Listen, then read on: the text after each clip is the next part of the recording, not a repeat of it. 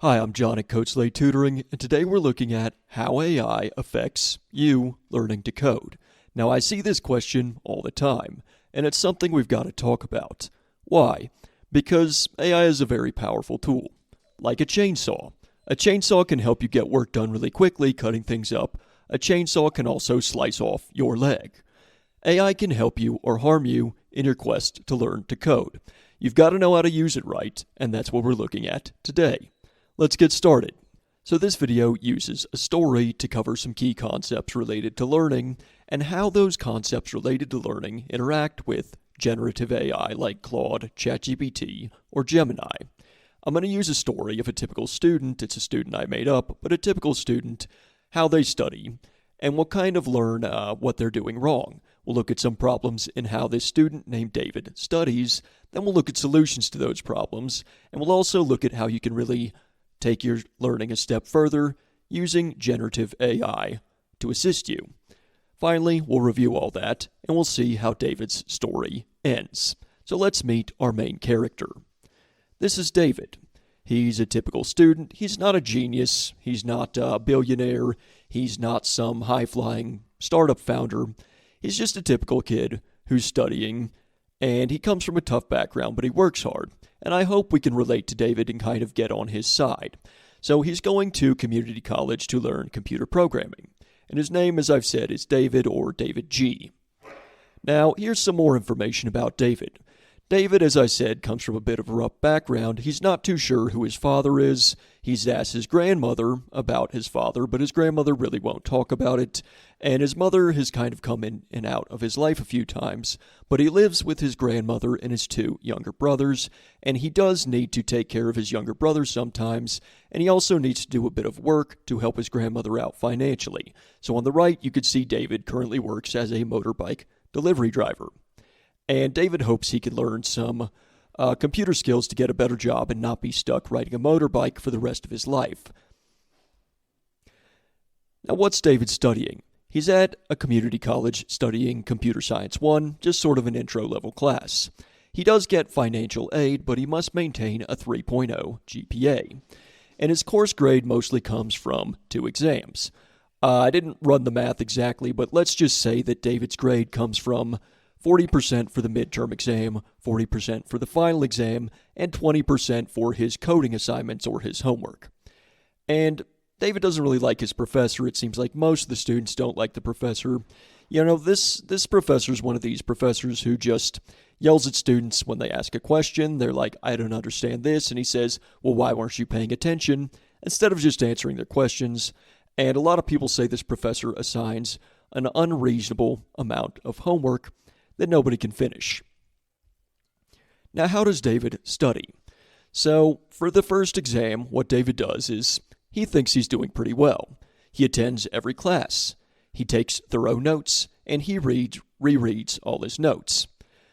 And, you know, he doesn't find the professor very helpful when he's confused about a concept. So David asks ChatGPT to look up more information on certain concepts. Now, after he does that, he reads and rereads the answer until it feels nice and intuitive and clear to him. What about for his coding assignments?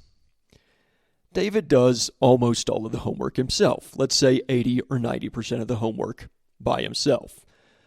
But there's a problem, and you'll know about this if you've taken some coding courses in a sort of more formal context, is for a lot of the coding assignments, you're going to get basically either 100 or 0. If your code works, you get 100. If it doesn't, you'll get a 0. And so for the really hard problems, this worries David because he doesn't want to spend 5, 10, 15 hours on one problem and still get it wrong and still get a 0. He does have to work. He does have to watch his younger brothers. So sometimes on the really hard problems, he uses some GPT for help. Now, is this cheating or not? You can decide and tell me in the comments. But David does do this ChatGPT for assistance on the assignments. He gets 100 on the first one, and that included 2 problems he used ChatGPT for, so it seems to be getting the right answers. However, David does make sure to read the solutions it gives him to try and understand them thoroughly. Now, take a moment to think about this. Have a guess. What score do you think David gets on his first exam? And more critically, I mean, here's the thing. You can probably figure out this wouldn't be a very interesting talk if David got a 98 on his first test. So he's not going to do that well, right? But think about the second question, too, before you continue with the video. And if you answer this second question before you watch the rest, it'll kind of give you a clue as to how good your intuitions for the right ways to use AI when learning to code are. So think about the second question, too. So David unfortunately does not do nearly as well as he'd like. He gets his score back and he only made a 67. And David is shocked. David really felt that he worked hard. He went to all the classes, he reread the notes, and he did use GPT a little bit on the homework, but he did most of it himself. And, he really felt that even when he used it, he reread everything, he checked it, and he felt that he really understood. So he's just shocked how he got a 67. And he's at risk, and the hopes and dreams of David and of his grandmother and of his younger brothers are at risk because he may lose his financial aid. He needs to get an 88 on his final exam, or he could lose his financial aid. That's 21 points higher than what he made. It's quite a big jump. So let's help David out. Well, first David tries to help himself, and he goes to see the professor. Same professor picture I used earlier. So the professor says, well, you turned in all the homework, but then you can't get the questions right. You used AI, didn't you? And David, maybe stretching the truth a little bit, says, not really. I just used it to look things up when I was confused. Professor says, sure. Why bother putting the work in if you can get AI to do it for you? AI is dumbing down society, and it looks like it's starting with you. Quite a mean professor. So, some people agree with the professor that AI is the problem. I've given this talk a few times, and a few people agree with the professor. Most people think, not really, right? It's not really the problem. So, let's look at how David studies again. What do you think was ineffective about the way David studied and used AI? You can pause this, and I'd encourage you to pause it. I'm not going to reread this whole thing. I find that boring when people just read directly off the slides. But pause this, read it, have a guess for what was ineffective about David's study methods. And so we're going to help David, and we'll revisit that. We'll relook at what David did wrong. But it's mostly wrong. It's almost entirely wrong. He did most of the homework himself the first time, and that's the only reason he got a 67 instead of an even worse score. His use of AI is exacerbating what are already ineffective study strategies. And these principles we're looking at, these principles through which we're going to analyze David's study, they're not new principles. They're fairly well-researched and well-established principles, but we're kind of applying them to the context of learning to code using AI and applying them to David's story. Now, if David never used AI, he'd probably do slightly better. He'd have to do all of the homework himself, or at least more of it, and he wouldn't have so much false confidence. And that false confidence in, how could he be so confident but only make a 67? There's a pretty bad mismatch from his expectations. How did that happen? We'll look at that. But as I said, I really don't think AI is the main problem. And I really think if you apply these principles with AI, the principles we're going to look at in this talk, you can learn faster and more effectively than you could without using AI at all. So as I said earlier, it's a tool. When I give this talk before, I was thinking about this tool we had in my woodshop class called the miter saw or the chop saw. And this was when I was in 7th grade, and students were not allowed to use the chop saw. Why? Well, the chop saw is excellent at cutting planks and such into nice, precise angles, but it's also very good at cutting off people's thumbs. And David perhaps has, in terms of learning, cut off his own thumb a bit. It's made his studying worse instead of better, but if he knew how to use it more, and if you know how to use it more, I really think you can learn more efficiently than you could with no AI. I think it opens up a lot of possibilities, but you got to know how to use it. So, the first thing we'll talk about is how was David so confident? David thought he knew the material because he felt like he understood ChatGPT's explanations for the concepts he was having trouble with. However, and this is a quote from the book Make It Stick by Brown in 2014, a fairly accessible, nice book to read about these different learning concepts that I'll cite a couple more times later in the presentation. But here's the quote. When they hear a lecture or read a text that is a paragon of clarity, the ease with which they follow the argument gives them the feeling that they already know it and don't need to study it. So ChatGPT really highlights this. It's great at explaining concepts in a clear and accessible way.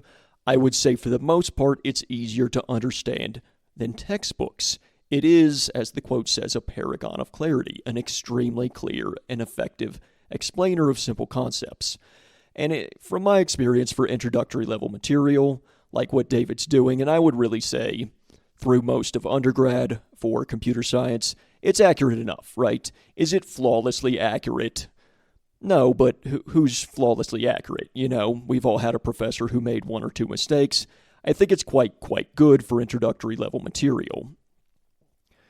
So David really felt like he understood because of the clarity of ChatGPT. And I think it's fine for David to ask for help on these concepts, especially given that his professor is just not helpful. He can get information much faster and, of course, more clearly from ChatGPT. But here's the problem. David misinterprets the situation as he looks these things up. He thinks that he reads the explanation and that means he understands, but actually the fact that he had to look up these concepts is clear and objective evidence that he needs to put more time into studying them and not just reread the answer. The clarity of ChatGPT's answers becomes a liability. It's dangerous because David feels he understands these answers when he reads them, but that's only because they're clear, and being able to read something is not the same as knowing it by yourself. And so think about this comparison. If David were looking up concepts in a textbook that uses obscure terms and difficult explanations, would he make the mistake of thinking he already understands the material? I think he wouldn't. And this is how one way that using generative AI can be dangerous while you're learning.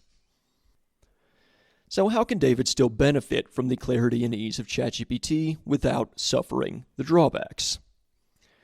So don't trust the feeling of clarity when reading notes or an explanation.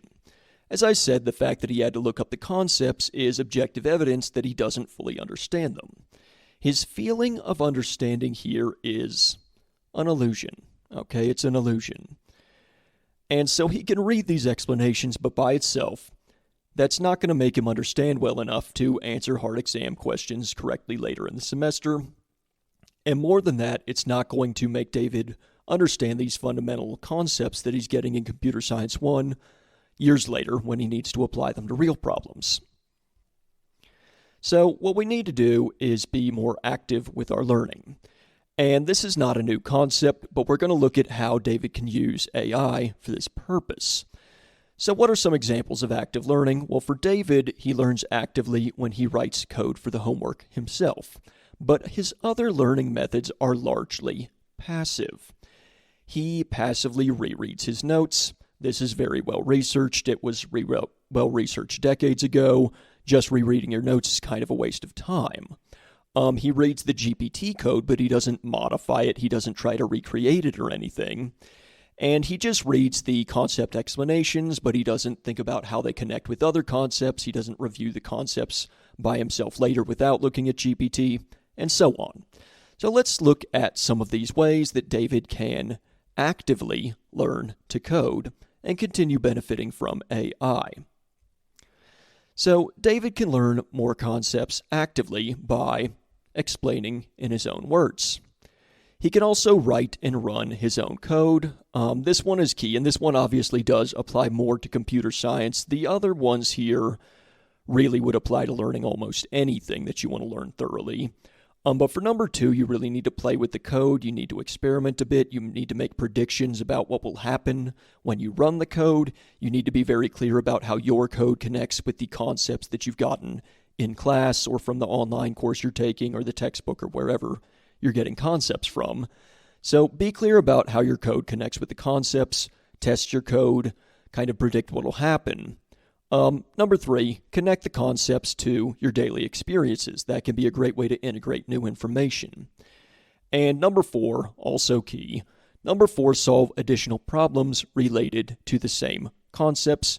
That could be coding problems, or it could just be thinking about the concepts and how they might apply.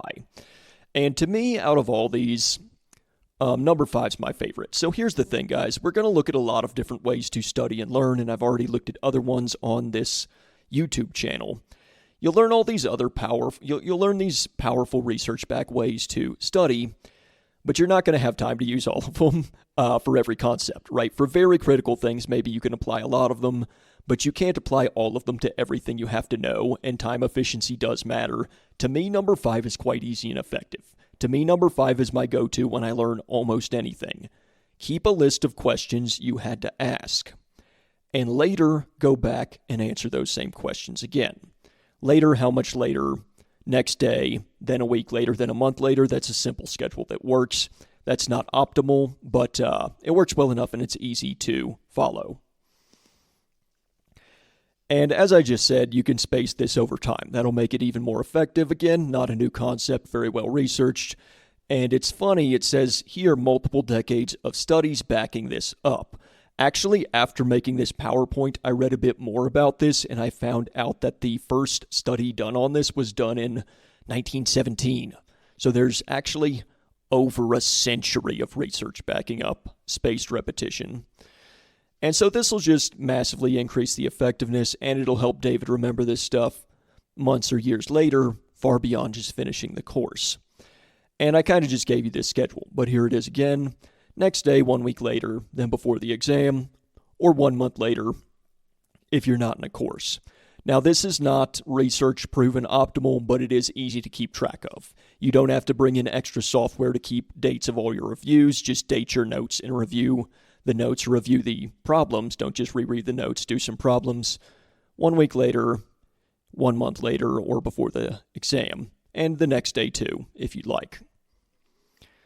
So how does this apply to learning to code specifically? So you need to be actively solving problems, often writing code, really thinking about concepts.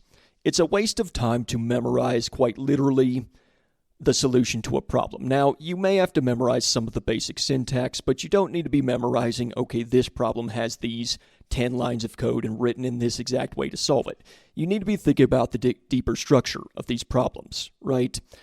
And here's a key one. Yeah, here's a key one. It's best to review when you're starting to forget. So why is that? Well, a good rule of thumb is that you want your learning to be a little bit difficult. If it feels effortless, maybe you're not actually learning anything. Maybe you're reviewing too soon, or you're not reviewing in an active enough way. But what they really say is that when you go back and review a concept that you're starting to forget, you have to pull out different pieces or things related to that concept out of your memory and sort of reassemble them into what you studied.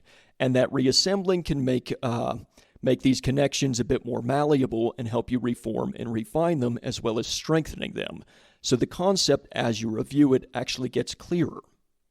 Okay, so that's why you want to wait until you've almost forgotten to start to review these things, and it'll be a lot more effective and a better use of your time as well, because you won't be reviewing quite as much if you're starting to forget when you go back to review, rather than just cramming it in, going over it 3 or 4 times in one day. That's not a good time use. And so another great thing to do is solve similar problems or other questions about the relevant topic. Similar, you like slight variation when you're practicing. Why? Because that basically increases the probability that you'll be able to apply the same concepts to new material, either in class or in the real world, if you have some variation in how you practice. If you somewhat remember a code solution, you can attempt the same problem later when you've somewhat forgotten, but don't just spit out a memorized answer. think about the concepts, think about why it would have to be arranged in that way. And that thinking about why you would put the code in such a way, that's what's really important, because that's what's going to reinforce these deeper understandings rather than just the superficial layer of this is what you type in to make the code run. And as I said, variation is good. Different problems, different sources for the problems. Don't use a bunch of problems that are all formatted in exactly the same way from exactly the same source, because you might get too fit to that one source of problems, and then it's less likely that you're going to be able to apply and remember everything you learned when you encounter a new problem. New contexts, also quite valuable. And like I said, strictly memorizing code answers, I write this on the first line, this on the second line, this on the third line, kind of a waste of time. It is okay to think about and to some extent memorize the deeper structure of certain algorithms and certain programs and certain systems, but you want to understand why it's arranged in that way. Don't just memorize the arrangement. Understand and think about and reason about why it's arranged in that way. And related to that, David was so overconfident, and you really have to think that if David had tested himself more, he wouldn't have those illusions.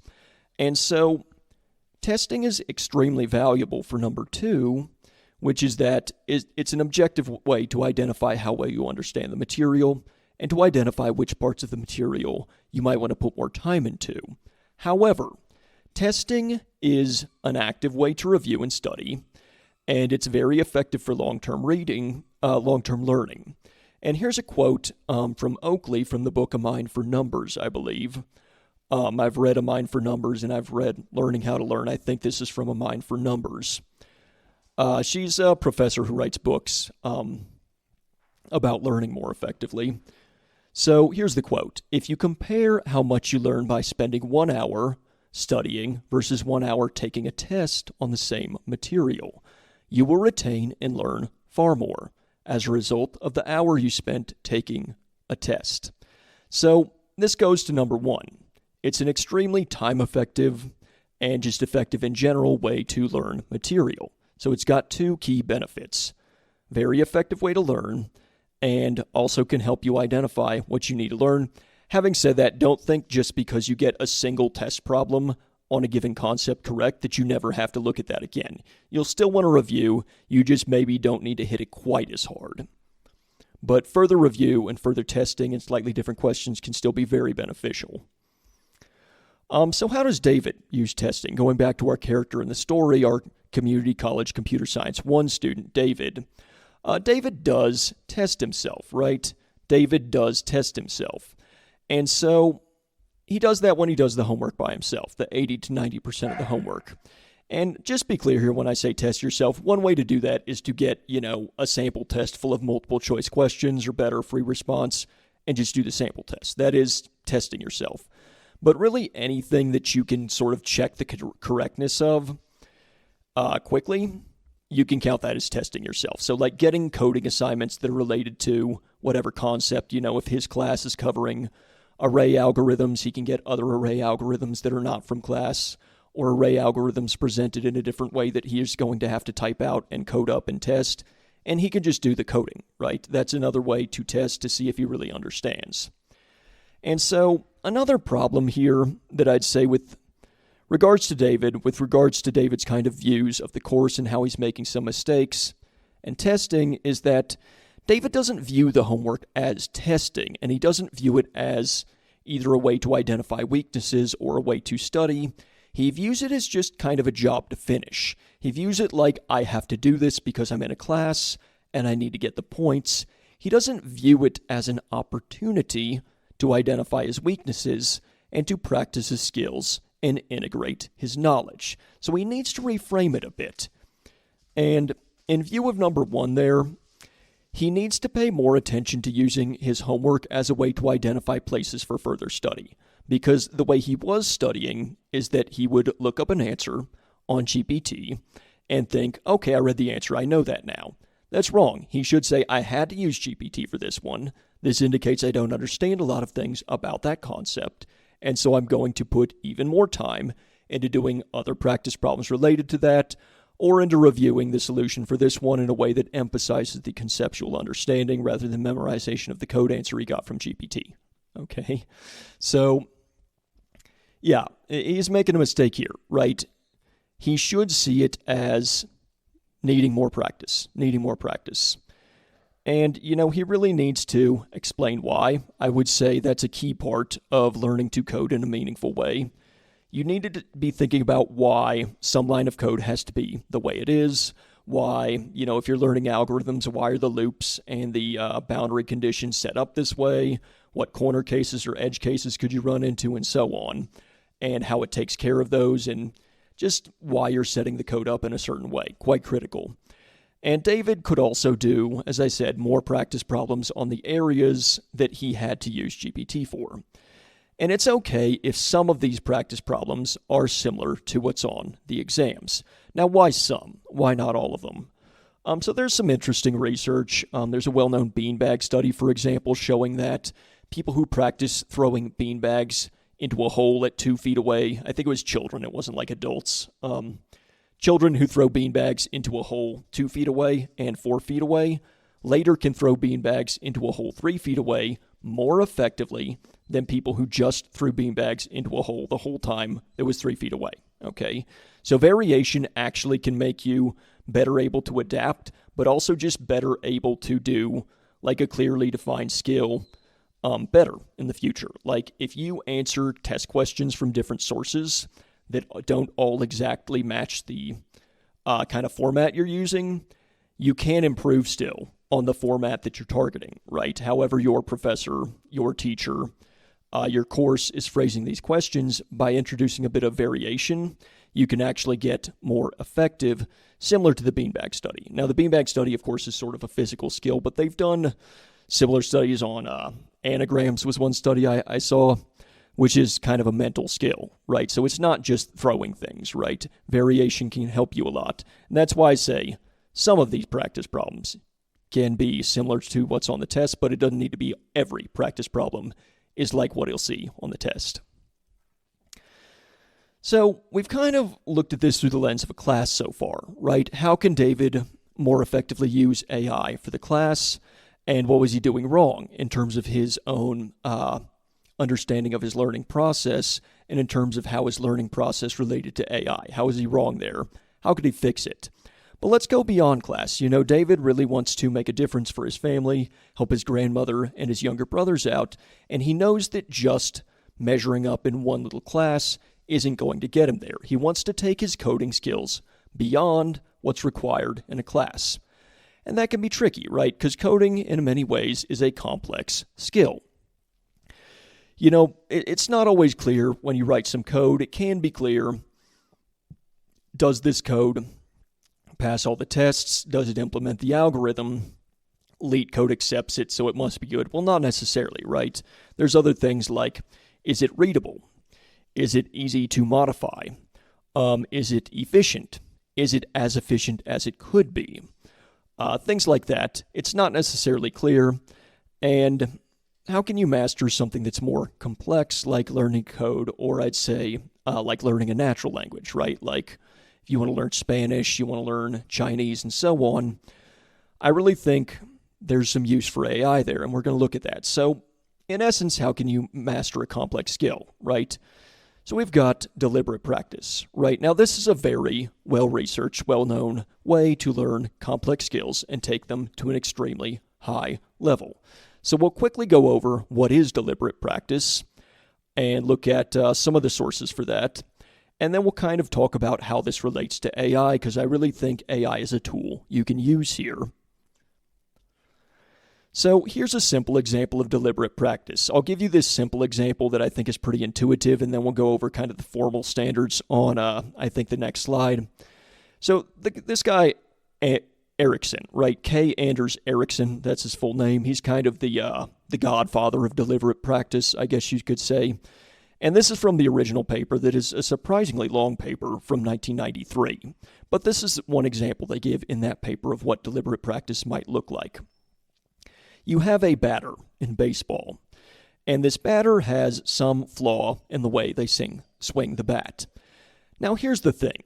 In a normal game, the batter might swing at 5 to 15 pitches. I don't know if that's a realistic number. I don't play baseball, but that's the number they give in the paper. And only 1 or 2 of those pitches would really expose that flaw. And while the batter is performing, right, while he's trying to hit the ball well, he's not going to necessarily want to experiment or work on his skills in the middle of a game. And even if he did, he only has 1 or 2 opportunities to fix that. So how could you fix that? You'll have the coach, the batting coach, or the trainer, whatever you want to call this person, someone who can identify that flaw and who knows how to train people. They are going to design a specific drill just for this batter. And they are going to have the batter practice this drill. And they actually would stand next to the batter and give specific feedback about how well the batter is doing. You did this well, the batter swings again. No, you didn't get it that time. You need to adjust this. Try again. Okay, good. That was correct, but you could tweak this a little, and so on. And so in doing this, the batter can get in hundreds of repetitions of targeted practice specifically designed for that flaw with instant feedback in one session. And so deliberate practice, I mean, some of you have probably heard about it from Malcolm Gladwell's book, Outliers. And Gladwell popularized it, but as I said, Gladwell's, kind of a writer. He's not like a psychological researcher like Erickson is. But this is where the 10,000-hour rule comes from. 10,000 hours is not like a magic number. That's just kind of a number they threw out. But the basic idea is that if you practiced for several hours a day in this way for about 10 years, you can reach a world-class level. So what are the actual, what does this mean in a more technical sense, and how does this apply to David, our student, and how does it apply to AI? So here are the 5 standards, and this is from a 2021 paper. So you could see close to 30 years later, I'm making this at the end of 2024, but Erickson is still studying deliberate practice, still apparently writing papers to correct other people's misinterpretation of his definition of deliberate practice.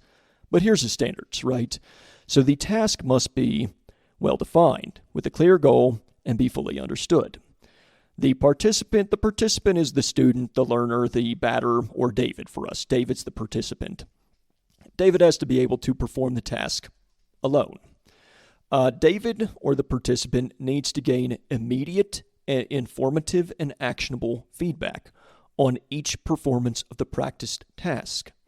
So for the batter, that means that was the coach standing right next to the batter saying, adjust this, fix this, try again, very good, and so on.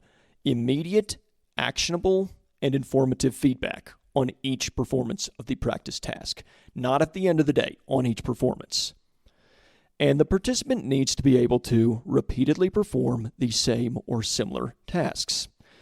And finally, the practice task must be designed and performed in accordance with individualized instruction. This is not downloading a worksheet that you found on a big website off the internet and saying, oh, okay, I'll do the worksheet. It has to be designed under the guidance of a teacher, an experienced teacher who can design things to target certain weaknesses, right? And so, which of these are hard to meet for David? Which of these are hard to meet for David? Think about that. You're welcome to pause the video and think about that if you want.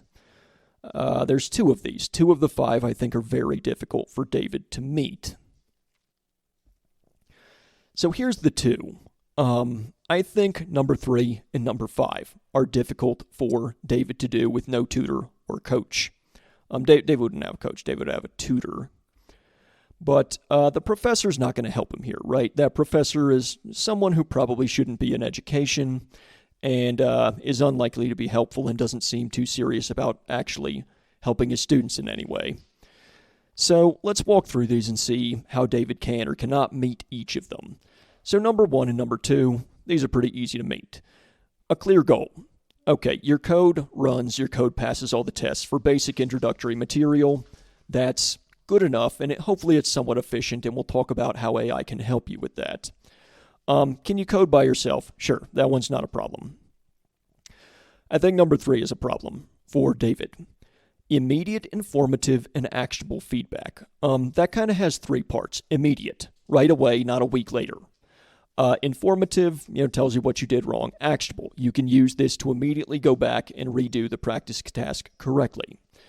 So for small, well-defined programming tasks, practice problems, the type of problems you get in classes, the type of problems you have for a lot of interviews, the type of problems that David would be doing, that you might also get from an online course. GPT is already better than almost all humans. If you've coded with GPT, you know that it can do fairly well for very tidy, small problems like they tend to give you in class. It tends to stumble with bigger context windows and more nuanced things. But for introductory level material, it's already better than almost all humans. And I mean, Claude, I think they've run similar tests with, and it outperforms, I want to say it outperforms even most competitive programmers, not even just the general population. But they do need to be well-defined problems that are fairly clear. So what David can do is he can write out his own answers to these practice problems. Which problems, we'll get to that in a moment. And he can compare his code with its answers. So he should write them out for himself first, and that's very key. He should run them himself. And he should also run the GPT code to make sure it's not broken. But he can compare his answers to GPT. He can ask for clarification. I've found that GPT sometimes has really nice tricks that can make your code a bit more readable, maybe make it a little bit faster. And so he can learn things from GPT. And he can also ask it for suggestions, right? Maybe GPT would say his algorithm is correct, but it's not readable, or perhaps it doesn't meet professional standards, stuff like that. So he can still get useful feedback that is immediate, that is informative, and that will be actionable from ChatGPT or Claude or whatever AI you're using. Number 4 is not a problem. David can repeatedly do coding tasks. There's plenty of stuff available online. Now, number 5 is a bit more of a problem. Individualized instructions and guidance. Okay. Now, David, in his financial situation, he doesn't have money to hire a tutor, right? He doesn't have money to hire a tutor. That would be expensive. And, it says you want to do this every day and get lots of feedback. He certainly can't afford a tutor every day. He might not even be able to afford it once a week, right? He's trying to support his family there, his grandma and his brothers. So that's not really an option for him. So he could still get some benefits of this. Now, is it as good? Probably not. Is it better than nothing? I would like to think so. They haven't really run studies on this, so we don't know. But I still think it has to be better than nothing if he uses it right. So how does he know where to target, where to practice? Well, it's his failures on the homework that will pinpoint which areas he needs to practice in. And for basic coding, in terms of designing these activities, these practices, he can find plenty of practice available online in a lot of different areas. He can get other courses and materials. He can go to the textbook. Usually if there's a textbook for a class, they're not going to assign you every single problem. Get some of the other problems that they didn't assign for class. Redo the class problem if you want as well. And help him actively practice specific concepts and skills. Just get the practice problems online or from the textbook for the given concepts that he's having trouble with. And a key part of gaining experience in a given area, now David's not at this point, he might need a couple years to get there, but eventually David should be able to effectively design and evaluate his own targeted activities. That's also part of becoming an expert. So I really think GPT can step in for the feedback, and David can take care of sort of targeting these practice activities for himself. But there's problems here. There's still a lot of problems that we're going to look at. So what do you think of these problems? This is one, feel free to tell me in the comments. I'm going to talk about a few of them. Some of you probably have other opinions. Go ahead and talk about it in the comments. Try and be polite. Maybe this is YouTube. Maybe people are always arguing in the comments. But try and be informative. Respond to the comments if you'd like. Thanks. So what if the AI, to me, this is what it boils down to, right? What if the AI is leading David in the wrong direction? Here's what you have to remember if you're using AI, or for David when David is using AI.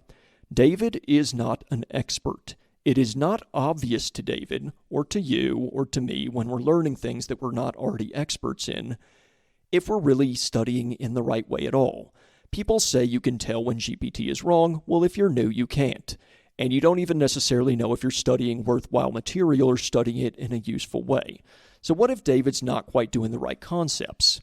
What if that shouldn't be a check. What if it's not the right concepts? What if it's the wrong practice activities? What if David thinks, okay, the chapter is about linked lists, I need more practice activities for linked lists, but he chooses an activity that's actually about graphs and isn't just about linked lists, right? He might just get very confused. Here's a key one. David, I said he can compare his answers with the AI code. But what if he reads the AI code and thinks it's doing the same thing as his answers, but it's not? He wouldn't necessarily know that. And finally, of course, this is a big one. The AI is not correct 100% of the time. Like I said, I think it's accurate enough and more accurate than almost all humans for introductory level material that's well defined. But it's not 100%. What if it's wrong? What if it's wrong, right? There I go making a check mark when it's wrong. So these are all possible, and just keep this in mind for your own learning. It's not going to be obvious to you in a new area when the AI is wrong. And so I think David's solution is that he still needs to get human feedback on his learning occasionally, just to check if he's not learning something that's completely off or something that's not useful, just to check if he's not kind of going in the wrong direction conceptually. He just doesn't need it every day. Maybe he can get it once a week or so, and we will see how David does that when he finishes David's story. So I do think for deliberate practice, you can't really do properly technically defined deliberate practice just using AI, because that was the way that Erickson defined it. You do need this human expert with the individualized instruction and guidance and so on. But I think we can get close to that, and we can certainly get benefits of that, even for people who don't have access to, a human expert to answer all their questions and give them practice activities on a day-to-day basis. But David does still need to get human feedback occasionally. And if you want human feedback occasionally, you can email me, and I do offer tutoring services. My name is John at Code Slate Tutoring. I do have a bachelor's and a master's degree in computer science, and I'm a certified teacher with over a decade of education experience. So if you like my style, you want some help, go ahead and check out this website, or you can email me if you've got questions. I really appreciate it. We're not done with the talk, just to be clear. We're not done with the talk. But if you put this stuff at the end, like everybody clicks away. So here it is. Thank you for watching. I really appreciate it. So let's just review. We're going to review, and then we will wrap up David's story. David's story, we'll see how it ends. I think I did a good job with the story. The groups I did this to, I gave this talk with in a live format, they seemed to like the ending. They seemed interested. So, is simply rereading the explanations from ChatGPT or anywhere else enough to build a real understanding? What if the person feels they understand? So here's the thing. You guys should actively review, as I told you to, and pause the video and think of all these answers for yourself. Now, I'm realistic. I know not everybody's going to do that, but I'm going to pause for about 5 seconds to let you look at these questions and get a drink before we finish up.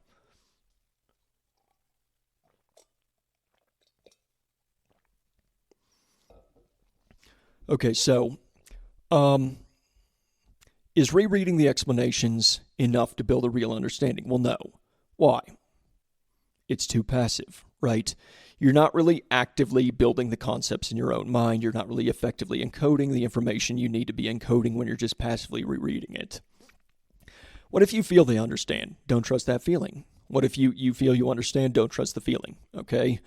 You need to be solving problems in a variety of ways if you really want to lock these concepts in, and your feelings can lie to you, okay? Especially if you're rereading your notes, for example. You can read about illusions of fluency. You reread the notes several times. They become very familiar. They seem easy, but that in no way indicates that you actually know all of that material. It's an illusion. How can David study more actively? Well, we had about 5 different ways. As I mentioned, my favorite is keeping a list of questions that you had to ask or that you kind of saw while you were reading the text or looking at the lectures, and just answering those again later, and space that over time. And you can answer practice problems, and then for coding critically, you should be writing your own code, experimenting with it, make modifications, predict what will happen. And,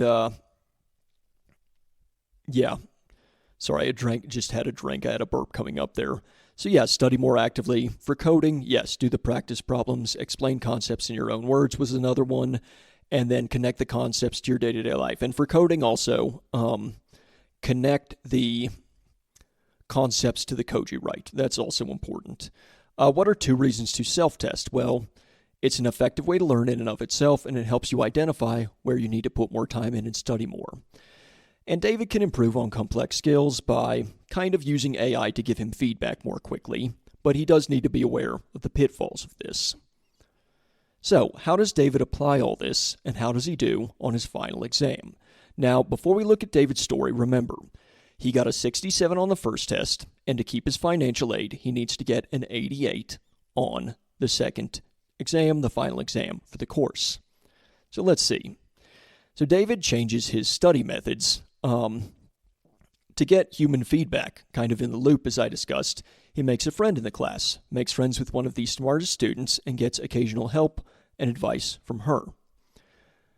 David also works many extra problems, different problems from different sources that are related to the concepts of the homework that were on the homework that he missed. And he uses AI for more information and to get sample answers, and he does compare his answers to those of the AI and gets occasional help from his classmate, as mentioned in the top. And he also reviews concepts he had to look up by writing out his own explanations and doing practice questions from materials online. And here's the thing. David does prepare, and he's smarter about it. But the final exam is just brutal. Some of the questions don't look anything like what he's seen in class. I've seen that before in classes I've taken. I don't try to give questions like that myself. I think that's a bit unfair. And the professor, this one I've 100% seen, especially in grad school, they will ask you really tough, in-depth questions about stuff they barely mention. They'll have a 50-minute lecture. They will talk about one concept for 47 of those minutes. For the other 3 minutes, they will barely mention something. They will ask you a super hard question about the thing they only talked about for 3 minutes, right? It sucks. It's hard to deal with. But this happens to David on his final exam. And David, he can still recall the key points. And all the varied practice he did with the different problems gave him the ability to adapt to a new situation that's unlike what he practiced and is going to help him out. So how do you think he did? What score do you think he made on the final exam? Well, unfortunately, he gets an 86. So what's going to happen? Well, he then goes and checks the score distribution for the whole class. And the class average is only 52. David made 34 points, higher than that. The next day, he gets a new score.